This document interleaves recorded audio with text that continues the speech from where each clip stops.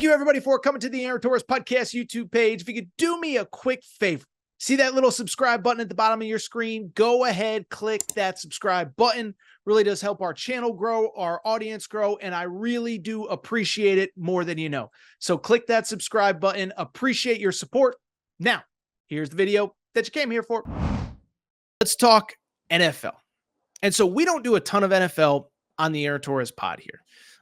This is not a show where I'm going to break down, the Steelers lost to the Bengals. What does it mean? That's not what we do here on the Aaron Torres pod, but we do a lot of college football. And there was one interesting story that emerged over the course of the last couple days. So the race for the number one pick in the NFL draft, it's actually been very interesting and taken quite a few turns over the last couple weeks. For a long time, we felt like the New York Football Giants were going to be in position to get the number one pick. What would they do when they got the number one pick? Then last week they won. And it's like, the Giants, why are you winning? You just screwed up the whole franchise. They fall at the time to the number 4 pick. Patriots move up to the number 1 spot. Then on Sunday, the Patriots beat the Buffalo Bills. By the way, congrats, Gerard Mayo, for beating the Bills. He just got fired, gets a pink slip basically in the locker room after the game.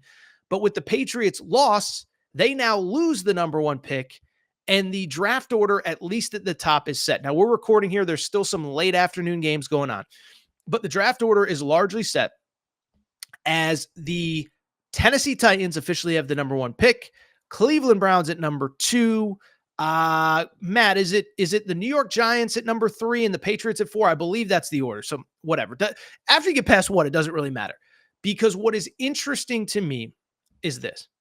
I think most people seem to think that Shedeur Sanders is if a team needs a quarterback, that Shedeur Sanders is probably going to be QB1 off the board.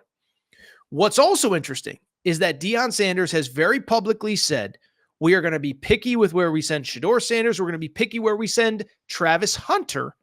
And as soon as I saw that the Tennessee Titans have the first pick, not the New York Giants, not the Las Vegas Raiders, and not even the New England Patriots, who I think would have traded out of number 1, but the Tennessee Titans, it leads me to this.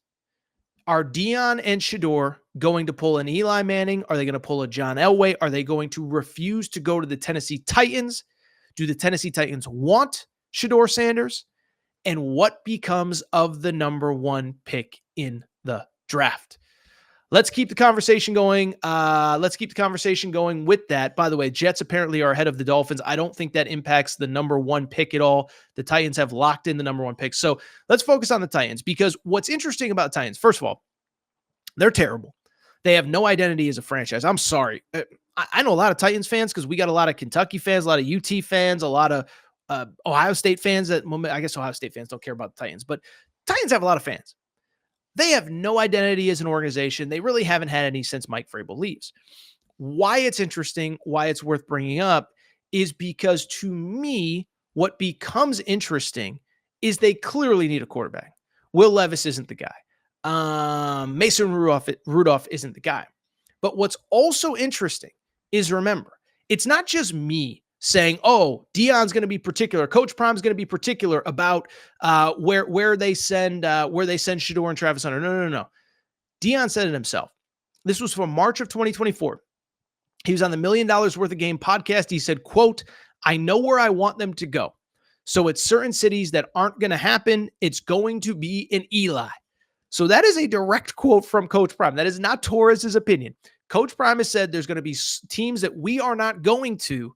And so this becomes the fascinating talking point coming into this draft in 2025. Excuse me. We're now in 2025. What I think is interesting about this is a few things. One, first of all, let me say this, because I know that when Coach Prime and when Shedeur, if they decide that Tennessee is not the spot for them, I'll tell you this, I actually have no problem with it, okay? And I know people, Torres, you always defend Coach Prime, blah, blah. Look at what happens when you are a star quarterback that goes to the wrong system. I'll give you 2 words, Caleb Williams. Now, I know what people are going to say, oh, Caleb, if you look at the stats, it's one of the best rookies. No. Caleb, I feel awful for Caleb. This isn't like I'm knocking Caleb, but don't look at the stats. Watch the games. He has regressed. He has lost confidence. And I am mortified that the Chicago Bears are going to mess up the coaching hire and that Caleb Williams is going to be lost forever. One of my big things in football and in sports and in general and as a sports fan, I always say this. I don't really care who, especially in the NFL, I don't care who wins and who loses. But when you have a star quarterback, all I want is for that team and that player specifically. I just want that player to be put in a position to succeed so we know if he has it, if he has the capability of being what we think he can be. Let me give you an example. When the Chargers fired Brandon Staley a year ago, I didn't actually think they were going to get Jim Harbaugh because I thought they were too cheap. They've never spent on coaches, whatever.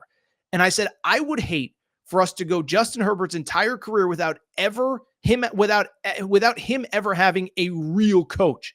And I bring it up because I was like, I don't care if Justin Herbert is good or not.